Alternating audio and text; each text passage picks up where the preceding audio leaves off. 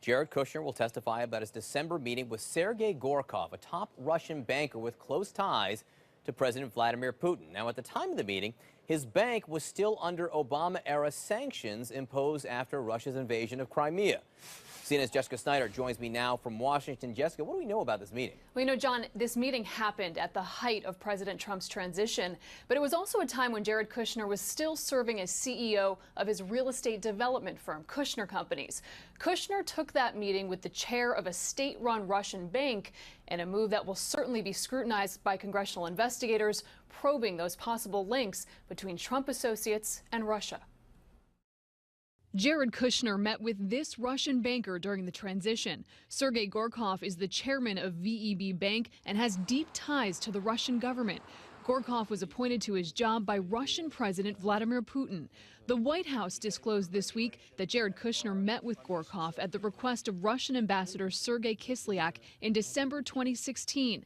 But the White House insists this was all part of Kushner's transition duties. Jared attended the meeting in his capacity as a transition official. Nothing of substance was discussed. There was no follow-up. But the bank says its executives met with Kushner as part of a roadshow of business meetings in 2016, disclosing that Gorkov met with a number of representatives from the largest banks and business circles in the United States, including the head of Kushner Companies, Jared Kushner. So which was it, a transition officials meeting or a meeting to discuss private business? The White House not answering requests to clarify, instead insisting all inquiries about the administration's ties to Russia are just another distraction. If the president puts Russian salad dressing on his salad tonight, somehow that's a Russian connection. But ethics experts say there is cause for concern. VEB Bank was under U.S. sanctions for 3 years. Generally, simply meeting with an entity under sanctions isn't necessarily a problem, but doing business with it might be. When Kushner met with Gorkov, he was still CEO of Kushner Companies. At the time, the company was trying to attract financing for a building project in Manhattan.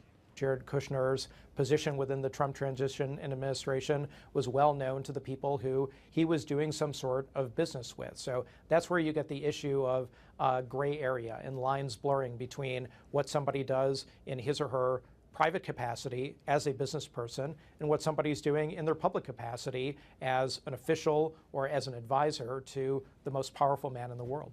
VEB's bank strategy posted to its website highlights its tight relationship with the Russian government, stating, "Together with the government, we will select the most promising growth areas in the economy."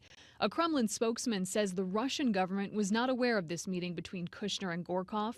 The chairman of the Senate Intelligence Committee tells CNN that Jared Kushner will likely testify under oath but privately to senators. Senator Susan Collins says the committee needs to clarify who Kushner was representing, but suspects the Russian bank might just be trying to drum up more confusion by insisting Kushner was acting as a businessman during the meeting. This has been a long-standing practice of the Russians to spread disinformation. So I was not surprised when they contradicted Mr. Kushner's explanation of why he had these meetings. The Senate Intelligence Committee begins its open hearings Thursday. The first day will feature Russian and cybersecurity experts, but no word yet on when Jared Kushner might appear before that committee. The President's top advisor and son-in-law, Jared Kushner, has a date with the Senate Intelligence Committee. The committee wants to hear about his Trump Tower meeting with Russia's ambassador after the election.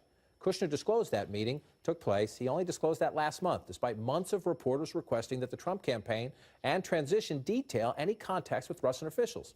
But the ambassador meeting isn't the committee's biggest curiosity. That would be the meeting Kushner disclosed only yesterday, after he realized the committee knew about it. A session with Sergei Gorkov, a Russian banker close to President Vladimir Putin. And, by the way, a man whose bank was under U.S. sanctions when he met with the president-elect's powerful son-in-law.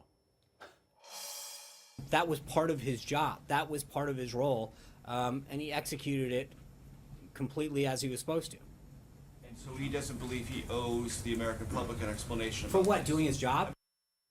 One problem with that explanation. The White House says the meeting with Gorkov was official transition business. The Russian bank, however, issued a statement saying Gorkov met with Kushner in his capacity as CEO of the Kushner family real estate empire.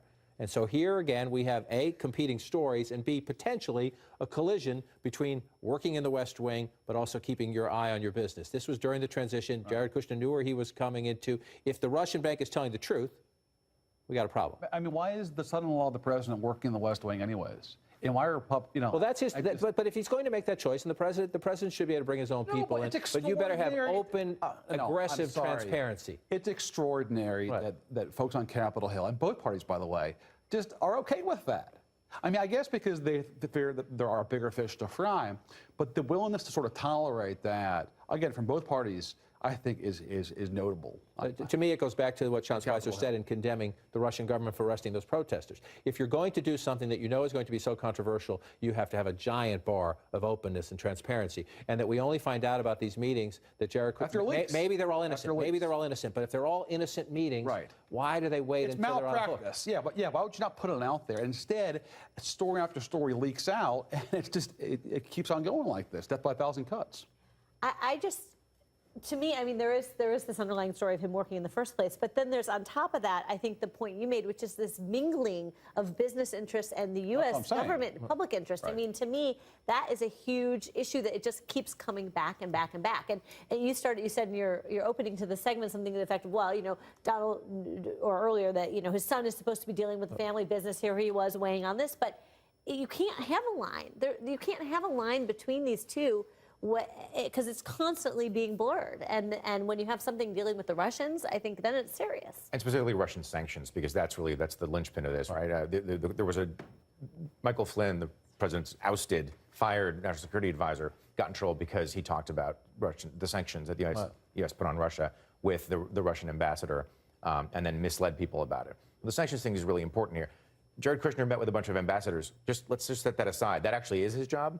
And you know what? Campaigns and transitions meet with foreign diplomats all the time. Yes. The question is whether there was decision-making going on related to the sanctions, any kind of deal-making and the rest of it. And the ambassadors want to refer him to have this meeting with the banker. And again, it looks bad. And if you're in an environment where you know you're being watched closely and you're doing things that could have a perception problem, why not be open and transparent about it? Well, I think, too, that the fact that so many people in this administration are coming straight from the business world is showing on the transparency issues as well. I mean, you see it everywhere, whether it's the State Department not giving briefings and the Secretary not traveling with reporters.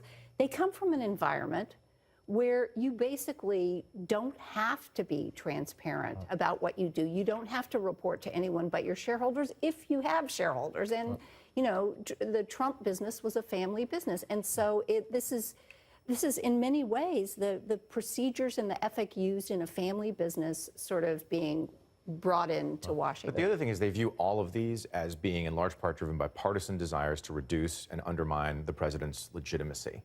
And so they're in a defensive crouch almost from the very beginning. Any question asked is seen as an attack on his legitimacy. But they're hurting themselves. And by the way, for a bunch of people, that's completely true. They are using this to undermine the president's legitimacy.